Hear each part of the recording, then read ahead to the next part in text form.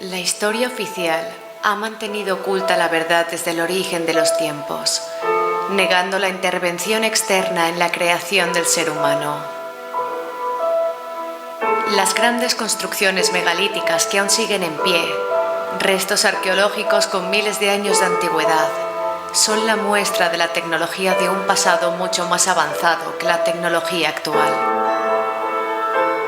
El tiempo discurre en diferentes direcciones, dependiendo del multiverso donde se produzcan los hechos.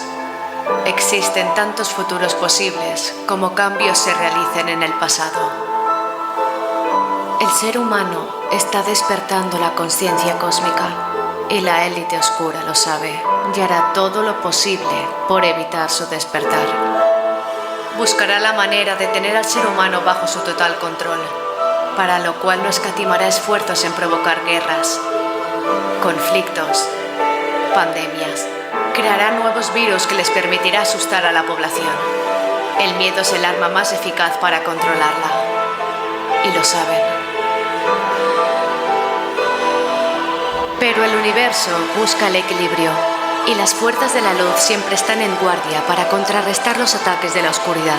Un libro que te mostrará las pruebas y evidencias que la élite oscura te ha estado ocultando, a través de sus 406 páginas, con 56 capítulos, y sus más de 240 imágenes y fotografías que te ayudarán a despertar la conciencia. Si esperabas la revelación final, esta ya ha llegado. Evolución, el libro que te revelará todo lo que querías saber. Pero si eres de los que solo creen en la historia oficial, este libro no es para ti.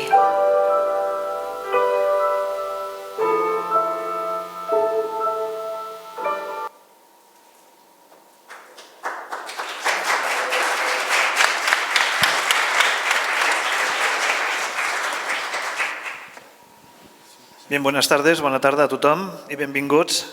José Luis. Bien, el tráiler ya nos ha explicado casi todo de lo que tenía que decir yo. José Luis Jiménez, déjenme presentarlo, aparte de ser un gran amigo y ser una persona ya de la casa, del Real Cercle Artístic, decirles pues que es una persona, un escritor. Yo le he dicho, ¿cómo te defino? Dice, poeta, investigador. Bien, lo que ha salido ahora mismo, ¿no? Los que creen en la historia oficial, pues hoy poca cosa van a tener que ver, porque yo que he tenido la suerte, tengo el honor de compartir con él muchos momentos de tertulia, de intercambio cultural y analítico de muchos temas históricos que nos apasionan, pues la verdad que hablar con él es algo increíble y que nos ha dado esta suerte de tenerte aquí entre nosotros. Con más de 12 libros publicados, dice que va a libro por año, por lo tanto, de unido, yo le decía, digo... Y nada, gracias también a Neuromanter por el interludio musical, muchas gracias también por estar aquí en el Real Cercle Artístic. Y nada, yo más que todo pues dejarles ya ahora sí en esta presentación de este libro tan emocionante y tan apasionante como se titula Evolución. Muchas gracias. Adelante, José Luis.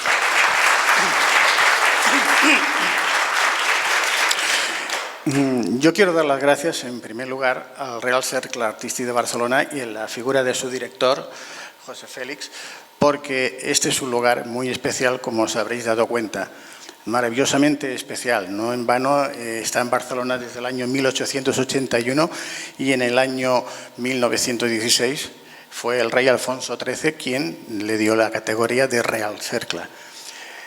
Para mí es un honor, es un privilegio poder hacer las presentaciones de mis libros aquí y esto no se paga con dinero.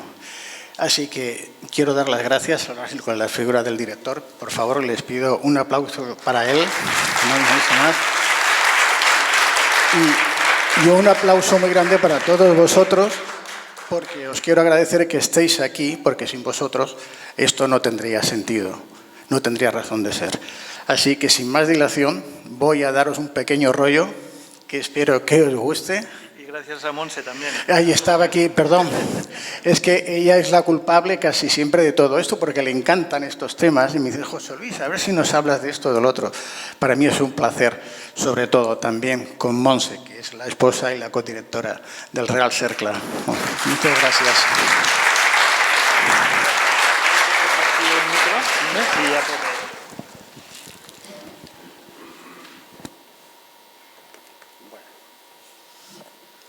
Vamos a ver si...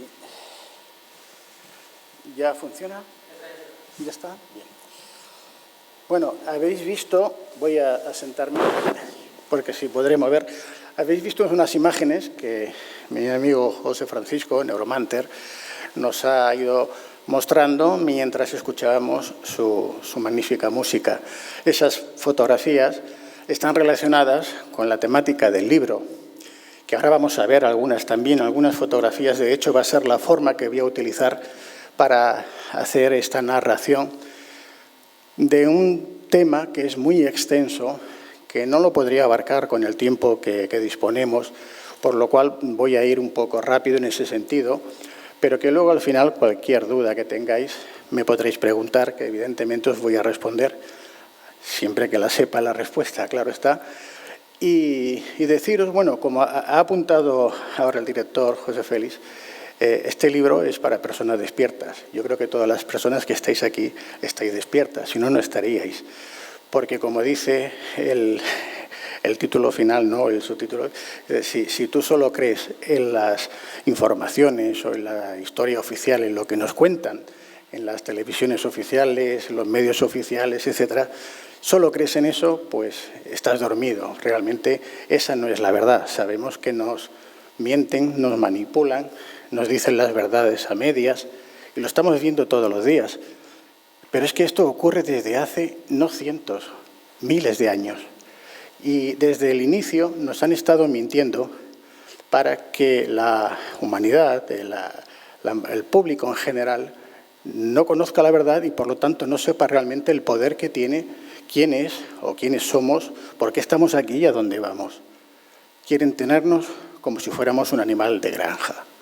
En este libro se pretende, mediante una historia que ahora vamos a conocer en parte, revelar estas mentiras o estas manipulaciones para que veamos que la historia es otra, que la historia oficial, como se suele decir, la cuentan los vencedores, pero no tiene por qué ser la verdad. De hecho, casi nunca lo es. Así que, sin más dilación, os voy a empezar a contar la historia. La historia empieza en un lugar que muchos de vosotros conoceréis nada más ver esta fotografía. Es el Área 51, también tiene otro nombre, que es el Ground Lake, es un campo de pruebas, de entrenamiento que está en el estado de Nevada, en Estados Unidos, y es una base militar secreta, o por lo menos era secreta hasta ahora, con una extensión aproximada de unos 155 kilómetros cuadrados. Como veis en la imagen, dispone de un aeropuerto particular con varias pistas de aterrizajes. ¿Y por qué es esto? Pues veréis, hace ya unos 50 y tantos años, de hecho fue en el año 1947, cuando una nave, un ovni, como llamamos, una nave alienígena, se estrelló en Roswell, muy cerca de este lugar. Se recuperaron los restos de esta nave e incluso algunos cuerpos, algunos ya estaban fallecidos, otros aún no, de alienígenas, de seres fuera de la Tierra, del espacio. Se llegó a publicar, como veis aquí en esta portada del periódico de Roswell Daily Record, aunque luego se retiró, y se estuvo negando durante décadas incluso la existencia de esta base. El gobierno de los Estados Unidos negaba su existencia, a pesar de que, como vemos en la imagen, la entrada está prohibida. Nos advierten de que si entramos, de que cualquier persona que entre podrá ser disparada, abrirán fuego contra ella. Si es apresada, detenida, pagará sanciones de miles de dólares. Aquí la última que teníamos era de unos 5.000 o más, pero incluso podría ser encarcelado con penas como mínimo de 1 año.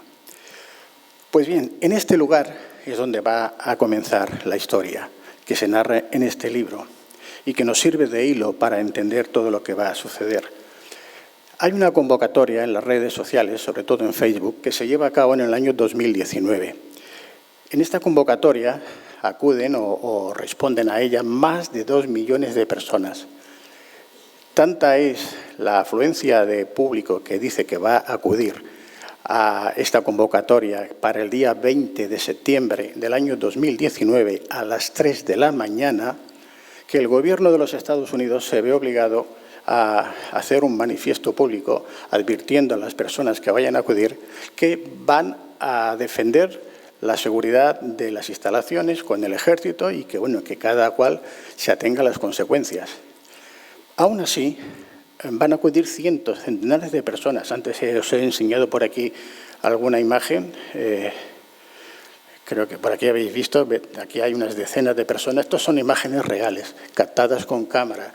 Yo todas las imágenes que os voy a mostrar, o bien son fotografías realizadas por mí, o son capturas que he realizado de cámaras en vivo, reales. No hay nada que sea ficticio, ¿de acuerdo?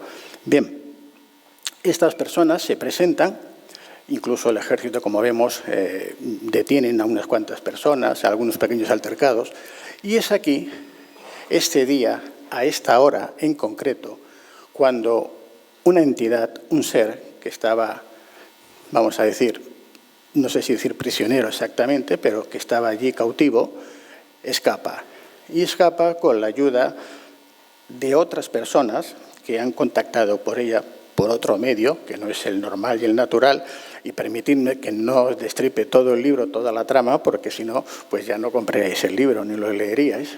Pero el caso es que esta persona consigue escapar con la ayuda de este grupo y huye desde el aeropuerto de Las Vegas, que es el más próximo al otro aeropuerto que os he comentado, de la base del Área 51, utilizando ya otros medios para evitar ser localizados, hasta la ciudad de Austin, en Texas.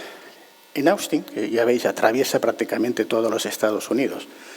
En Austin, aquí se va a encontrar con el jefe chamán que ha organizado su huida, su escape, y como tiene que realizar una ceremonia sagrada de sanación del peyote, en la cual se reúnen varios jefes chamanes e iniciados, la invitan a que participe. La entidad participa, adquiere conocimientos de lo que sucede, y cuando se termina esta ceremonia, que dura pues como 15 horas aproximadamente, ya por fin se presenta ante las personas que le han ayudado a escapar, le dice que su nombre es Itzel, viene a significar, es como un nombre maya, que significaría como la única o algo así, o la primera, y les dice que aunque es humana, viene del futuro, pero parte de ella es biónica, no es 100% humana. Les explica que ha tenido que venir precisamente en esta época en la que nos encontramos, del año 2019. Y ella les dice textualmente, dice, ahora es el momento de hacer todas las preguntas que queráis e intentaré responderos todo lo que me sea posible. La pregunta que le hace el jefe chamán es, ¿por qué es tan importante que tuvieras que llegar justo en este tiempo, Itzel? Elegí esta fecha porque es la que aparece como marcada por una conjunción planetaria de Júpiter y Saturno que se dará el próximo 21 de diciembre del 2020. Recordad que estamos hablando del año 2019. Habla para un año más adelante.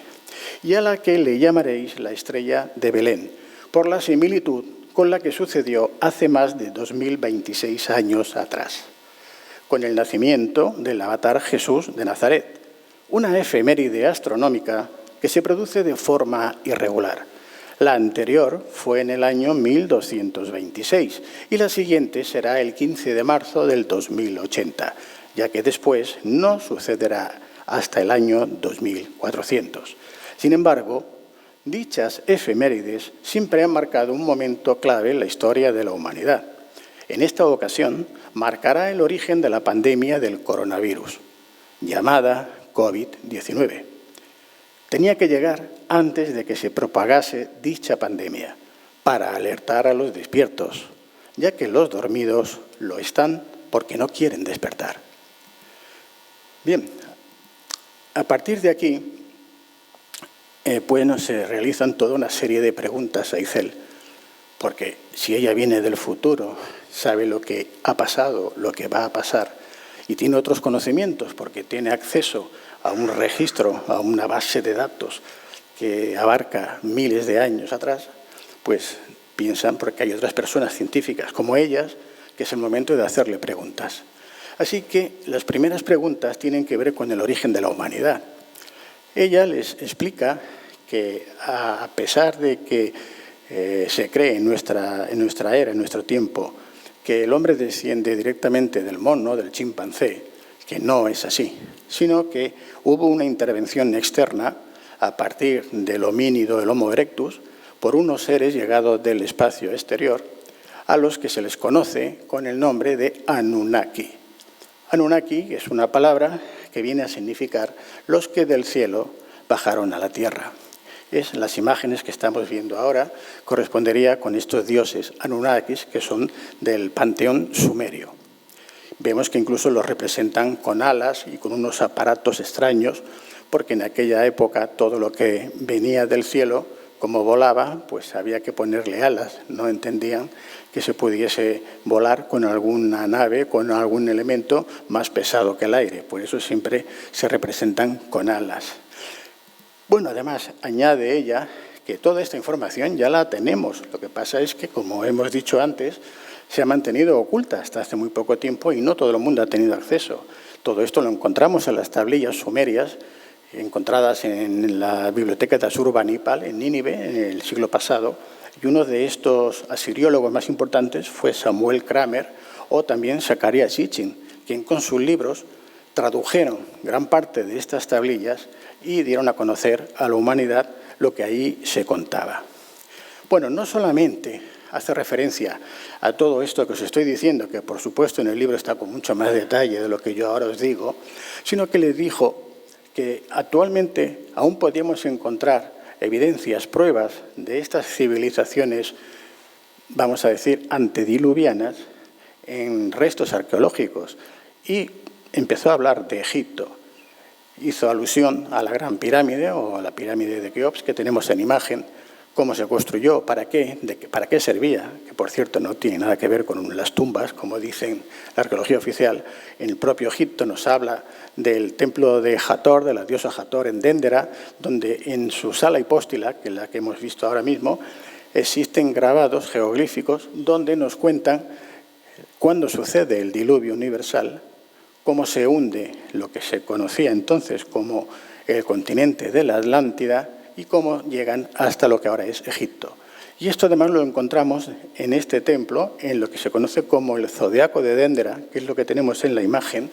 Aquí veremos que hay las 12 eras zodiacales y nos explica cómo a partir de la era de Leo, que sucedió hace aproximadamente 10.000 años antes de Cristo, es Leo quien en la barca que luego vamos a encontrar en los templos egipcios, va a navegar y va a arrastrar al resto de las eras para llegar hasta lo que hoy día es Egipto, huyendo de ese diluvio de la Atlántida. Bueno, no me voy a extender más porque es muy interesante y aquí estaríamos horas hablando de ese tema.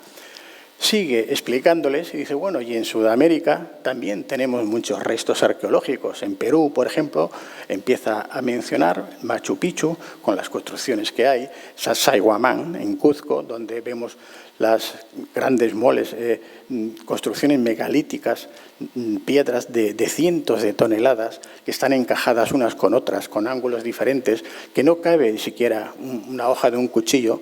Aquí veis en las imágenes para que comparéis los tamaños. O estas piedras que están en Cuzco con 12 ángulos diferentes, que hoy día sería casi imposible de conseguir.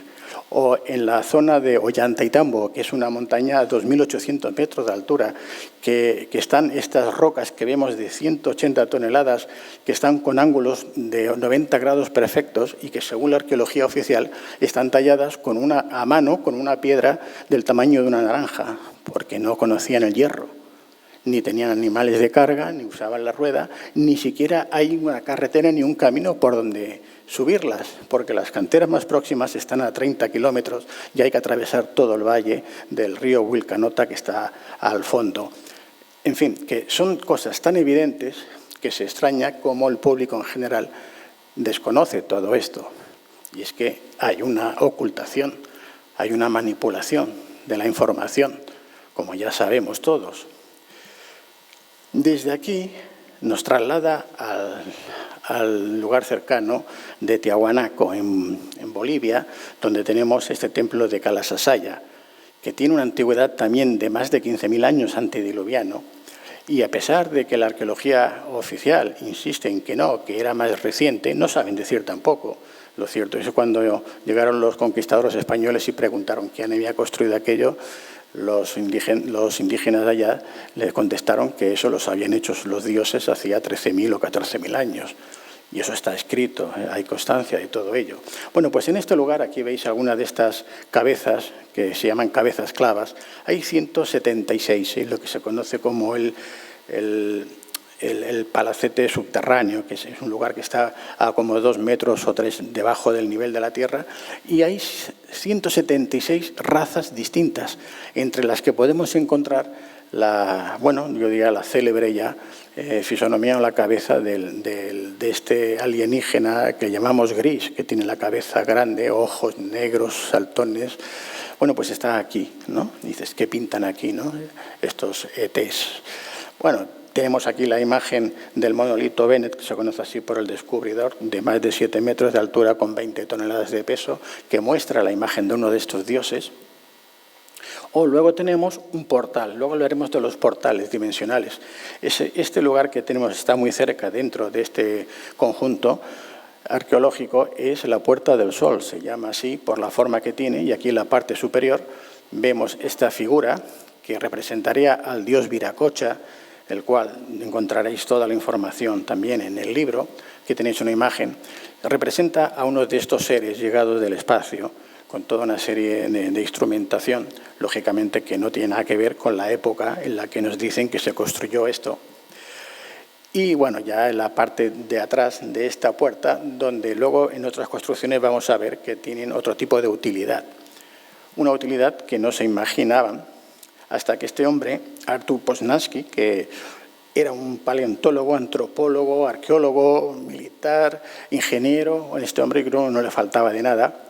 Estuvo estudiando el siglo pasado, los años 40, excavando en toda la zona de Tiahuanaco y en Pumapunku, que ahora veremos, y se dio cuenta de que aquello tenía más de 15.000 años de antigüedad porque las construcciones estaban orientadas a una serie de constelaciones y de fenómenos astronómicos que se habían producido hacía precisamente pues, unos 15.000 años. Pero es que además, en las excavaciones, encontró el fósil del cráneo de un toxodón. Un toxodón es un animal prehistórico que vivió en el Pleistoceno, es decir, 12.000 años antes de Cristo. Tenía esta forma, que veis aquí en imagen aproximadamente, y eso no es todo. Es que junto al toxodón encontraron cráneos como este que vemos aquí. Este es un cráneo alargado, un cráneo que por las dimensiones, que ahora os voy a explicar, no es humano. Es un cráneo que tiene una longitud muy superior a la que tenemos nosotros y un peso mayor, de un 30 a un 60%. La arqueología oficial dice que, bueno, que como habían civilizaciones antiguas que se dedicaban, cuando los críos eran pequeños, los niños, a aplastarles el cráneo y atarlos con vendas, por eso se deformaba el cráneo y adoptaba esta forma. Sí, es cierto que han habido culturas que hacían eso, pero los cráneos que son deformados con las tablillas no adquieren mayor volumen ni mayor peso, como sucede con estos cráneos. Estos cráneos no solo tienen mayor volumen, sino que además tienen mayor peso. Y también les falta una unión parietal. Pero además, recientemente se ha podido analizar el ADN y se ha comprobado que no es 100% humano. Tiene una parte del ADN que no es humano. Bueno, seguimos. Cerca de allí tenemos los restos de la ciudad de Pumapunku. Si hasta ahora lo que hemos visto era fantástico, esto lo es más. Veréis toda una serie de piedras, las que tenemos en imagen, que según la arqueología oficial fueron construidas manualmente, picando con una piedra y con la mano. Fijaos, esto no se hace con una piedra del tamaño de una naranja.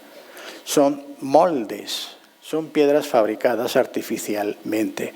Pero no dos, es que hay cientos, por no decir miles. Y no es solamente con esta forma. Ahora os veremos otras. En lo que es el suelo, el pavimento y algunas otras paredes, estaban unidas con grapas como la que vemos aquí, y esto tiene más de 15.000 años, muchos más. Y se unían con unas grapas que lo que es el molde se rellenaba con hierro fundido.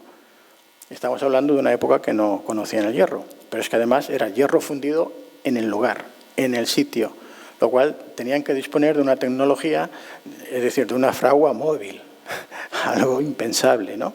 Bueno, pues así unían estas placas. Y en estas piezas que ahora vemos, tienen esta forma de H, vamos a encontrar un fenómeno muy curioso. Hay cientos y todas son idénticas y como vemos, además los ángulos son rectos de 90 grados, perfectos milimétricamente, con lo cual es imposible hacer con una piedra del tamaño de una manzana o de una naranja, con la mano es imposible, ¿no? Pero bueno, la tecnología, la arqueología oficial insiste en que sí. Aquí tenemos una imagen para que veamos el tamaño de estas piezas, que nos recuerdan a las piezas de estos juegos Lego de construcciones de los niños, ¿no? Que se van uniendo. ¿Y cómo se unían o cómo se movían? Pues fijaos, aquí os voy a mostrar este vídeo que grabé con un amigo mío, se llama Antonio Portugal, que es boliviano investigador. Estuvo precisamente trabajando con Artur Poznański en el siglo pasado. He tenido la suerte de conocerlo, aún sigue vivo y bien, y espero que dure muchos años más y me acompañó en estas investigaciones. Fijaos lo que sucede ahora. También tienen un sistema de magnetismo y aquí podemos ver la rotación de cómo se va girando el compás hasta que salimos. Vamos a volverlo a ingresar y ustedes pueden ver la diferencia de cómo va rotando la brújula, ¿no? Entonces, todas estas también tienen un sistema. Bueno, como hemos visto, una piedra natural no tiene un campo electromagnético como el que nos acaba de mostrar nuestro amigo con el magnetómetro, pero es que todas las piedras tienen un campo electromagnético. En el libro verán más fotografías, más datos e incluso otras pruebas que hicimos, ¿no? Tema de magnetismo. Vamos a seguir con la siguiente. A partir de aquí, las preguntas cada vez ya son más sofisticadas. Y claro, les está hablando Isel, les dice que todo esto son seres que llegan del espacio y les preguntan, ¿pero cómo vienen del espacio? Si el sistema solar más cercano en el que se supone que pueda haber un planeta similar a la Tierra, que tenga vida, está a años luz de distancia. Nosotros sabemos que la luz viaja a una velocidad de 300.000 kilómetros por segundo. Si multiplicamos los segundos que tiene un minuto por 60, por una hora, por 60, por 24 horas al día, es bueno, yo no sé si hay máquina que nos diga la cifra que nos sale, ¿no? Pues imaginaros a 1000x años luz o a x años luz de distancia. ¿Cómo viajan? ¿Con qué nave? Es imposible. Nuestra tecnología ni se acerca ni nosotros somos capaces de imaginar cómo. Entonces, ella les explica y les dice que existen los portales dimensionales, de los cuales veremos algunos ahora, y también lo que nosotros llamamos agujero de gusano. Explica toda la teoría con algunos cambios de lo que ahora conocemos, introduce algunos cambios para explicar y que lo entiendan cómo se puede viajar a través del tiempo y del espacio, que es por lo que ella también está aquí. Y a continuación dice, ¿conocéis algunos de estos portales? Como es el Triángulo de las Bermudas, que es muy famoso por las desapariciones que se han llevado a cabo. Explica algunas de ellas, como es la desaparición que tuvo lugar en el año 1945, de lo que se conoció como el vuelo 19, una escuadra completa de 5 aviones TMB Avenger. Incluso los barcos que salieron a su rescate, su búsqueda, y algún hidroavión también desapareció, no fueron los únicos. O, por ejemplo, tenemos también otro portal, que veremos que además tiene pruebas gráficas, que es el volcán Popocatépetl en México. Este es un lugar que es un punto álgido de energía, como ahora veremos, donde se producen estas entradas y salidas de estas naves. Aquí, por ejemplo, en la erupción, todo esto son capturas en vivo, de las cámaras del gobierno en vivo, no son de ningún aficionado, luego veremos las películas. Aquí vemos cuando erupciona, no se ve bien, pero ahora lo vamos a ir viendo con detalle. La primera nave que empieza a salir, que va viajando hacia la derecha, aquí ya sigue más. Incluso de día también se han captado con la cámara en directo. Aquí tenemos una captura perfecta del ovni, de la nave. Y ahora vamos a ver un pequeño vídeo con más explicación y la grabación totalmente completa. Vamos allá. A las 5 de la madrugada del 20 de marzo del 2021, por medio de la cámara de monitoreo de Tercer Milenio 360, se registró un extraño fenómeno sobre el cráter del volcán Popocatépetl. Se tratará de uno de los llamados portales dimensionales. Este es un fenómeno que no habíamos registrado en los 7 años que llevamos observando el volcán y que realmente resulta extraordinario. Veamos con atención. Literalmente, a unos metros de distancia del cráter, que en esos momentos exponía incandescencia, se manifestó este intrigante fenómeno. De manera repentina en el cielo, se presenta una especie de energía, o un objeto luminoso, el cual crea una especie de explosión, la cual abarca un amplio espectro a su alrededor. Este fenómeno no tiene precedente alguno en este lugar. Podría tratarse de alguna especie de evento natural propio del volcán, pero no sabemos a ciencia cierta qué clase de efecto es este. Por otro lado, también podemos pensar que podría tratarse de alguna especie de misteriosa explosión. Sin embargo, ¿qué pudo haberla provocado? Por la magnitud de este fenómeno, no podemos establecer nada en concreto, pero nos llama la atención lo extraordinario de este evento. Su magnitud y extrañeza han propiciado diversas opiniones en los expertos. Incluso se ha establecido que posiblemente podría tratarse de una especie de portal dimensional que en un momento se abre directamente sobre el cráter del volcán Popocatépetl.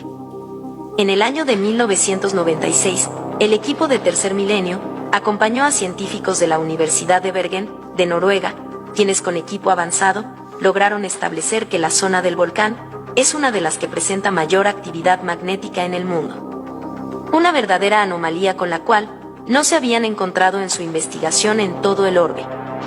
En base a estos indicios científicos, es como podría explicarse de alguna manera la constante actividad ovni que se ha venido registrando desde hace décadas en el Popocatépetl.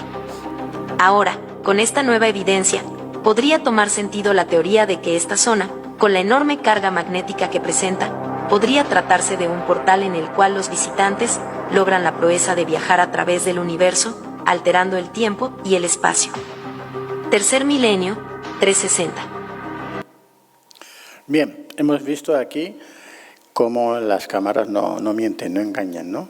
Hay una nave que efectivamente sobrevuela el volcán y aparece en momentos muy concretos. Bien, no es el único, hay cientos de portales por todo el mundo. Uno que conocemos casi todos es el que está en Stonehenge, en Inglaterra. O, por ejemplo, también en Perú, cerca de Puno, tenemos la puerta de Jayamarca, que fijaos que ya en la roca está grabada, incluso con esta pequeña puerta como para acceder. Hay leyendas muy antiguas que hablan cómo se producía, ¿no? Esta entrada o salida por la puerta. O tenemos también la Torre Thor en Avalon, en lo que sería en Glastonbury, en lo que era la antigua isla mítica de Avalon. Y bueno, llegados a este punto, y cuando le dicen, bueno, y realmente esto que dices del COVID, ¿qué va a suceder? ¿Qué es? Claro, ahora lo sabemos porque nosotros ya lo hemos pasado o lo estamos pasando, llevamos 2 años. Entonces le tuvo que explicar lo que iba a suceder, porque esto está hecho antes, y las pruebas y lo que sabían entonces. Veréis, esto del COVID-19, lo del coronavirus, se conocía con anterioridad. Se sabía que iba a pasar, no se había puesto públicamente la fecha, pero ya se conocía. De hecho, Bill Gates, que todos sabemos quién es, el fundador de Microsoft y uno de los grandes magnates mundiales, en marzo del 2015, en Canadá, en Vancouver, en un teatro, él salió al escenario con una carretilla y llevaba un bidón en la carretilla lleno de máscaras de gas, de alimentos en conserva, de latas, etc. Y dijo textualmente, esto que me veis aquí, que llevo, es lo que todas las familias americanas en la década de los 60 tenían en sus casas, porque temían el desastre mayor del mundo, que era una guerra nuclear contra la Unión Soviética. Pero eso ya ha pasado. Ahora el mayor riesgo es el de un coronavirus que provoque una pandemia mundial. Y textualmente dijo esto: puede que exista un virus con el que las personas se sientan lo suficientemente bien mientras están infectadas para subirse a un avión o ir al supermercado, y eso haría que se extienda por todo el mundo de manera muy rápida. Esto fue lo que dijo Bill Gates en el año 2015. En el 2019 sabemos que se produce la pandemia del COVID-19, pero la OMS, a través de su director Tedros Adhanom, no lo comunica hasta el día 30 de enero del 2020, a pesar de que en diciembre del 2019, en Wuhan, en China, ya había miles de personas contagiadas y no sé cuántos muertos, porque en China, pues, como que la información no es muy, no corre muy libre, ¿no? Automáticamente, el presidente de los Estados Unidos, Donald Trump, se enfadó mucho con la OMS, con la Organización Mundial de la Salud, y la acusó de favorecer, de ocultar todo esto, tal como lo había pedido China, el gobierno chino. Y como represalia anunció que notificó formalmente que que Estados Unidos se salía de la organización, ¿no? Y así lo hizo. Además, inmediatamente empezaron los ataques mutuos entre el gobierno chino y Estados Unidos. El representante del gobierno chino de Asuntos Exteriores, Zhao Lijian, acusó al representante, al responsable de Sanidad de Estados Unidos, que era Robert Redfield, de que él ya había comunicado en público en alguna ocasión de que habían tenido muertes por el COVID, por el coronavirus, anteriormente. Esto no se llegó a demostrar nunca, pero aquí empezaron ya las discusiones entre ellos. Bueno, eso provocó que tuvieran que buscar un culpable y, en primer lugar, se las cargó el murciélago. Todos recordaremos que empezaron a decir que esto venía de las sopas de murciélagos, que era lo que había provocado. Después de 3.000 o 5.000 años que llevan los chinos y los asiáticos comiendo murciélagos, resulta que salía ahora, ¿no? Luego que no, que si era la carne de civeta o la de serpiente, pero el caso es que no sabían. No se demostró nunca que ninguno de estos animales tuviesen el coronavirus que afectó a los seres humanos. Este coronavirus necesitaba una intervención del laboratorio para poder pasar al ser humano, no podía pasar directamente. Pero todo esto estaba entre las discusiones de unos y otros. Mientras tanto, cierran el mercado de Wuhan, donde dicen que salió el primer infectado.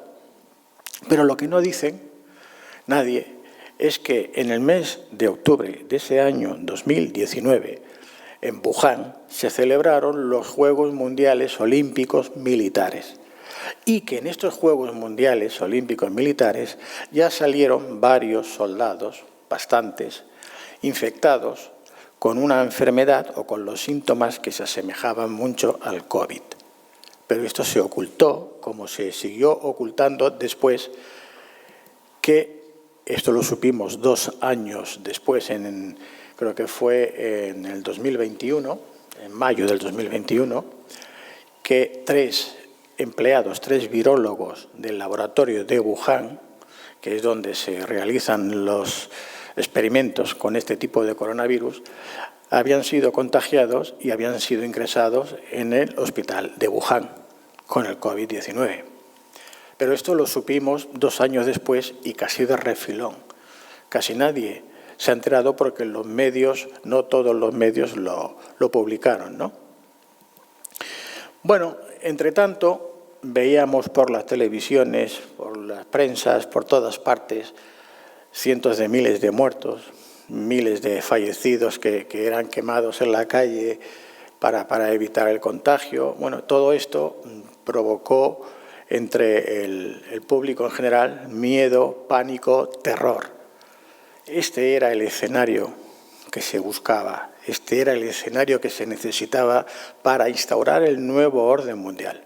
Un nuevo orden mundial que se sirvió de esta pandemia global, que se tuvieron que cambiar definiciones e incluso leyes para poderlo llamar pandemia, porque inicialmente no era así, y darle unos atributos que no tenían tampoco para poder aplicar restricciones en los derechos individuales de las personas o el pasaporte sanitario COVID-19, que aún lo estamos sufriendo. Por cierto, un pasaporte que no evita que te contagies ni que contagies a los demás, pero obligan a tener ese pasaporte. ¿Por qué? Porque hay que controlar a la gente, al público. Y si además se elimina el papel moneda, acordaros que durante todos estos 2 años, pues la gente tenía que pagar con el móvil o la tarjeta. No se utilizaba el dinero porque decían que se contagiaba uno con el dinero. Ahora no, pero estos 2 años sí. Entonces se intentó también evitar el papel moneda. Si no hay papel moneda, pues nadie puede irse con libertad a donde quiera, porque con la tarjeta saben dónde has comprado, dónde estás, y si además eres una persona molesta para el gobierno o para esta élite mundial, esta élite oscura, pues con eliminar tu cuenta o bloquearla o cualquier problema, tú ya no puedes ir a comprar ni una barra de pan, y mucho menos viajar o marcharte. Así que os preguntaréis, ¿y todo esto ha surgido ahora, de repente? No, esto ya llevaba mucho tiempo planeándose y nos iban dejando pistas y pruebas. Una de ellas, aparte de lo que nos dijo Bill Gates, lo encontramos en Georgia, en un estado de Estados Unidos. Ahí hay un monumento que se conoce con el nombre de las Piedras Guías de Georgia, en inglés más o menos de Georgia Guidestone. Se construyó en el año 1979 en el condado de Elbert, un personaje que llegó allá, que se identificó con un seudónimo de Christian. Parece ser que tenía que ver con una organización, vamos a decir, con tipo francmasón, y hizo construir este monumento que ahora os voy a explicar. En este monumento, que se compone de 6 piezas, 6 bloques de granito, veis los tamaños aproximados, casi de 6 metros de alto por 3 de ancho. En total son 100 toneladas de peso. Lo que tiene 4, uno en cada lado cardinal, otro en el centro, 5, y el que está en la parte superior como si fuese un techo, 6. En de la parte superior hay una frase que está traducida en 4 idiomas antiguos, en el idioma cuneiforme, en griego, en sánscrito y en jeroglífico egipcio. Y lo que dice arriba es que estos sean los principios de una edad de la razón. Y en los 4 bloques siguientes, en cada una de las 2 caras que tiene cada bloque, en 8 idiomas, solamente 8, y además se eligió el inglés, el principal, del que se tradujo a los otros 7 idiomas, el español, el suajili, el hindi, el hebreo, el árabe, el chino y el ruso. Si me preguntáis por qué no está el francés o el alemán, no lo sé. Quizás hay una razón para ello. Pero son estos los 8 idiomas que están en cada pared, en cada cara de estos bloques. ¿Y qué nos dicen? Bueno, hay un decálogo muy curioso. No sé si vale la pena leerlo todo, pero los 2 primeros sí. La primera instrucción que pone, dice: mantener la humanidad por debajo de los 500 millones de habitantes, en perpetuo equilibrio con la naturaleza. Bueno, actualmente somos cerca de 8.000 millones. 8.000 millones. ¿Qué supone esto? Pues que para que quedasen 500 millones de habitantes en todo el mundo, tendría que haber una guerra, una catástrofe nuclear que acabase con el 95% de la humanidad. O, en su defecto, una pandemia o una serie de pandemias que se fuese cargando pues, a ese 95% de la humanidad.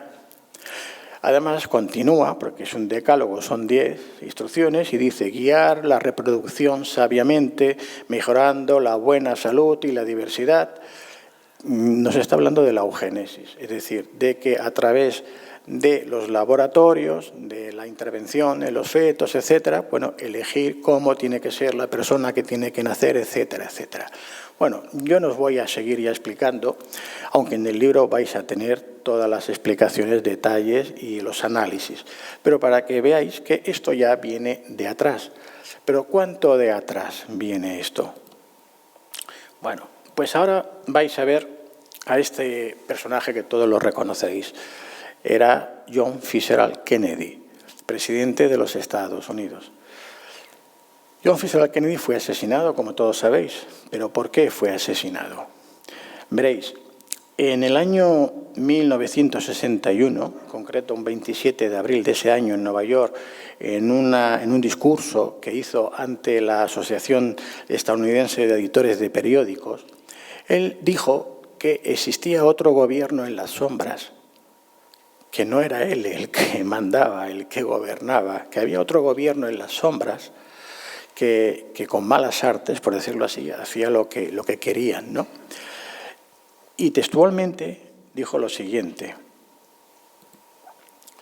con métodos despiadados y codiciosos de manera insistente, intentaban el control del mundo, sin tener que usar guerras o invasiones, sino con métodos y medios no convencionales que ampliaban su esfera de influencia. Esto ya le supuso una cruz al lado, una cruz de aquellas negras que dice, macho, te la estás jugando. Pero este hombre siguió. Y resulta que al año siguiente, en octubre, sucede lo que conocemos como la crisis de los misiles de Cuba.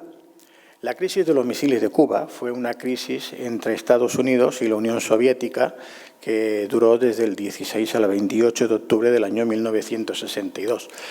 Aquí no os voy a explicar todo ahora porque tardaríamos tiempo, pero os resumo diciendo que el jefe del Estado Mayor de las Fuerzas Aéreas norteamericanas, que se llamaba General Curtis LeMay, insistió, quería obligar a Kennedy a que invadiese Cuba, a que invadiera Cuba y acabara con esta base de los misiles. Claro, esto supondría una guerra nuclear directa, abierta ya. Pero al general americano esto es lo que le gustaba, lo que quería. Kennedy se negó y en su lugar llevó a cabo el bloqueo naval contra Cuba en el 23 de octubre de 1962, que en parte aún sigue, ¿no? Pero esto le supuso que para los militares, sobre todo para el jefe del Estado Mayor, Kennedy, lo trató, dijo que se había comportado como una niña miedosa, le dijo de todo, ¿no? Y ya fue a por él también. Pero sucedió que como estos militares tenían el gatillo muy flojo, a alguien se le ocurrió disparar alguno de estos misiles con cabezas nucleares. Pero las cabezas nucleares no llegaron a explosionar, fueron desactivadas. Y fueron desactivadas, ¿sabéis por quién? Por esas naves de alienígenas que estaban continuamente controlando las bases nucleares ya desde antes, de cuando empezaron con la primera bomba atómica. No voy a extenderme ahora más, vamos a seguir.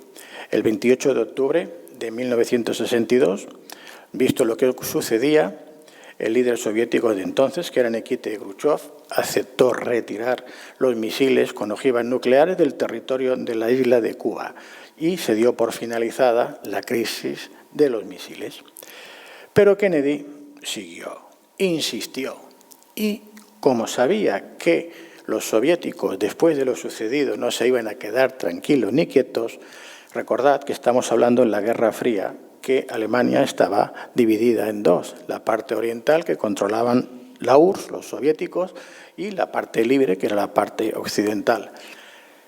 Kennedy se presentó el 26 de junio del 63 en Berlín y les dijo que él iba a estar allí con ellos, que él era también berlinés. Su famosa frase de yo también soy berlinés, que por cierto, su sobrino Robert Kennedy, en agosto del año 2020, hizo una manifestación en el mismo lugar en Berlín para protestar por estas restricciones que se estaban realizando a causa de la pandemia o plandemia, como lo queramos llamar, ¿no?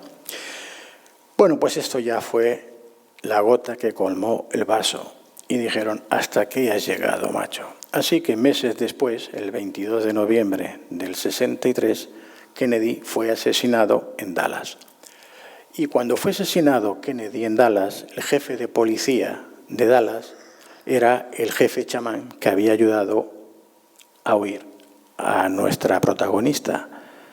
Por cierto, se llamaba y se llama, no sé si aún vive, Eli Rivera, que conocí personalmente. Veréis que todo tiene relación. No hay puntadas sin hilo aquí. Bueno, sigamos con la historia. Antes os he dicho que las cabezas nucleares fueron desactivadas por las naves. Y diréis, bueno, ¿y qué pruebas hay de esto? Pues veréis, hay varios testigos y algunos muy importantes. Uno de ellos fue el astronauta Edgar Mitchell, el astronauta del Apolo 14, quien públicamente, y lo dijo en varios medios, y lo repitió en varias ocasiones, afirmó que las cabezas nucleares que hemos comentado fueron desactivadas por los extraterrestres. Lo dijo en varios medios, aquí he puesto algunos en inglés y también en español. Aquí tenemos otro en español, dice, los extraterrestres impidieron una guerra nuclear en la Tierra al desactivar. Tenemos varios titulares de varios medios de prensa, hay cientos. Él decía, los extraterrestres amantes de la paz intentaron salvar a Estados Unidos de una guerra nuclear, afirmaba el astronauta de la misión nuclear de Edgar Mitchell. El veterano del Apolo dice que los ovnis llegaron en paz en una misión para evitar que la humanidad se destruyera. Querían conocer nuestra capacidad militar. Mis conversaciones con personas de allí me dejan claro que los extraterrestres trataron de alejarnos de una guerra nuclear y nos ayudaron a mantener la paz en la Tierra. Pero no fue el único.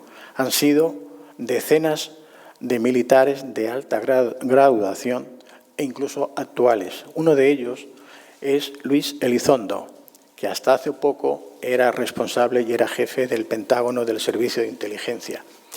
Este hombre, aquí lo vemos en una captura que hice en una entrevista en directo que concedió al Washington Post, y él confirmaba lo de Edgar Mitchell, daba más nombres, más datos, y aquí os voy a poner ahora algunas de estas grabaciones que se hicieron públicas de estas naves que la Armada de los Estados Unidos ya lo sabía, conocía y lo tenía grabado en vídeo, como ahora vamos a ver.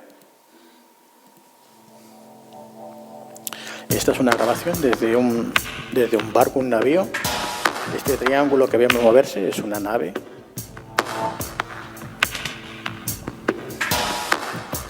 El Pentágono confirma que este vídeo es real. Aquí tenemos otras fotografías que el Pentágono sigue comunicando que son vídeos reales y que están investigando más. Este es desde un caza.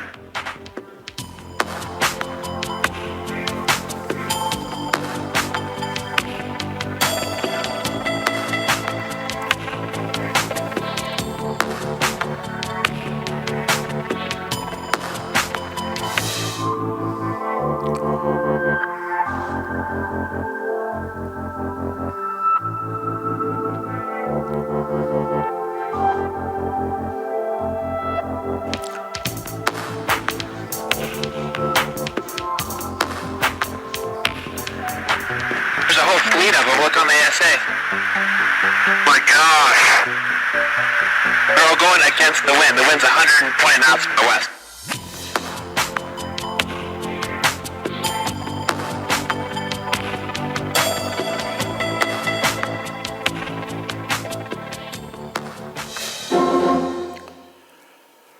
Bueno, pues con esto que os he mostrado, que es una parte muy pequeña de todo lo que hay en el libro, yo creo que podréis haceros una idea de la importancia que tiene conocer la verdad, conocer lo que nos han estado ocultando, lo que han estado manipulando, lo que quieren seguir ocultándonos y seguir manipulándonos.